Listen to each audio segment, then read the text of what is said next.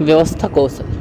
कोई भी काम जब हम करते हैं तो देखने वाला, सुनने वाला कहे कि अति उत्तम, वाह क्या बात है।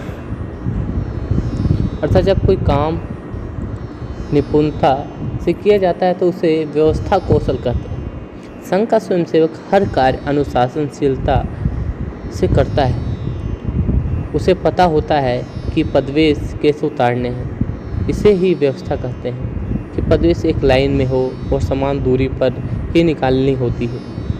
हम किसी से मिलने गए और हमें सामने की कुर्सी पर बैठने का इशारा किया, लेकिन उस कुर्सी पर कपड़े रखे हैं तो हमने कपड़े को उठाकर खूंटी पर टांग दिया, तो सामने वाले को बिना बताए, बिना संवाद किए पता लग गया कि कपड़े का स्थान खूंटी है, कुर्सी नहीं। अर्थात प्रैक्टिकल से दिखाया कि व्यवस्था कैसे की गई। जब शाखा में हम लोग जाते हैं तो संघ स्थान पर ही जाते ही पदवेश उतारने से बिक्र होने तक अनेक व्यवस्थाओं को देखते हैं। अधिकारियों के आने पर विशेष व्यवस्थाएं भी करते हैं। काम बांटकर शाखा की व्यवस्थाएं करते हैं। बैठक की व्यवस्थाओं में पहली, बैठक के स्थान, दूसरी, बैठक का समय, तीसरी, बैठक की दिनांक, चौथी, अपेक्षित कार्यकर्ताओं की सूची, पांचवी, अपेक्षित कार्यकर्ताओं को सूचना देना आदि बैठक की व्यवस्था का ही भाग है। स्थान तय करते समय ध्यान रखें कि स्थान सुविधाजनक हो। अपेक्षित कार्यकर्ताओं की संख्या के अनुसार अन्य व्यवस्थाएं तथा यातायात व्यवस्था हेतु पर्याप्त कार्यकर्ता तथा हर कार्यकर्ता को उसके जिम्मे जो व्यवस्था है उसकी पूर्णतः स्पष्टता होना आवश्यक है। कार्य विभाजन करते समय स्वयंसेवकों की योग्यता अनुसार कार्य विभाजन करना। प्रमुख कार्यकर्ता द्वारा सभी कार्यकर्ताओं के कार्य की पूछताछ करते रहना। इस प्रकार से भी हम इसका कार्य नियोजन और समय नियोजन करके कार्य करना वर्ग में हर व्यवस्था के अनुसार होता है।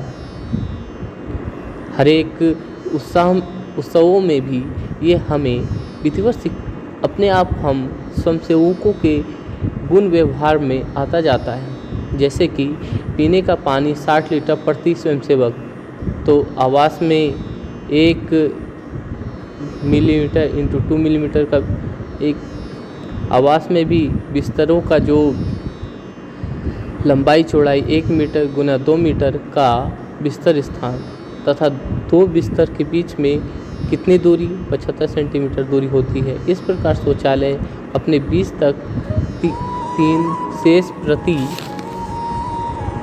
10 मिनट पर 1 होना चाहिए। स्वच्छता का पूरा नियोजन करना व्यवस्था का ही अंग है। छोटी छोटी बातों को ही ध्यान में रखते ही बड़ी व्यवस्थाएं स्वयं ठीक होती चली जाती है और यही हम स्वयंसेवकों के अंदर व्यक्तिगत विकास, पर्सनालिटी डेवलपमेंट का ही भाग मानते हैं। संघ में 1 घंटे की मर्यादित शाखाओं और समर्पण, तन समर्पण, मन समर्पण और ये जीवन समर्पण की राह पे चलते हुए सारे स्वयंसेवकों ने यही गुण, यही दोष अपने छोड़ते हुए अब अपने अंदर दैविक गुणों का विकास, सतत्व का, सात्विकता का गुणों का विकास करते चले जा रहे हैं। उनमें मर्यादित राम की तरह चुनौतियों को झेलने और श्री कृष्ण की तरह रण में कैसे निपुणता पाई जाए, इन सभी के गुण विकास बिना अस्त्र शस्त्र उठाए भी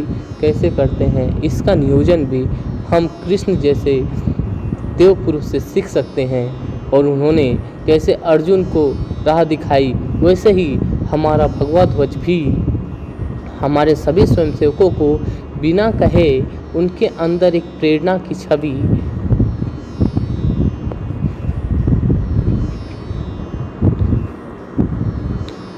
छवि आगे बढ़ती जाती है। इनकी आभा में ही सभी गुण आ जाते हैं। हमारे सारे दोष दूर होते चले जाते हैं। आलस्य, दृढ़सूत्रता,